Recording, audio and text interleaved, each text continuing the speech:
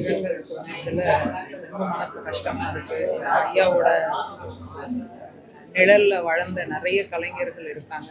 சினிமாவை தொட்டாலே ஏவிஎம்மோட நிழல் படாமல் யாரும் இருக்க மாட்டாங்க. அதில் எங்கள் குடும்பத்தில் இருக்கவங்களும் வந்து சாரும் ரோபோ வந்து ஃபஸ்ட்டு கலக்கப்போதையார் பண்ணார் 2005.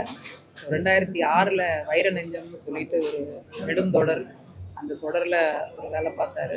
அதுக்கப்புறம் இந்த ஸ்டுடியோவில் தான் அவரோட ஃபுல் ஷூட் இருக்கு. கலக்கப்போதையார், அசத்தப்போதையார் எல்லாமே. ஸோ ஏவிஎம் வாசலை மிதிக்காத நாங்கள் இருந்ததே கிடையாது.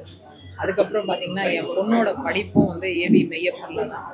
இப்போ உரிமையோட ஐயாட்ட போய் என் குழந்தைக்கு நீங்கள் சீட்டு கொடுத்தே ஆகணும் அப்படின்னு ரோபோ கேட்டு வாங்கி 12th முடித்ததும் ஏவி மெய்யப்பனில் தான். ஸோ இன்றைக்கி அவள் வந்து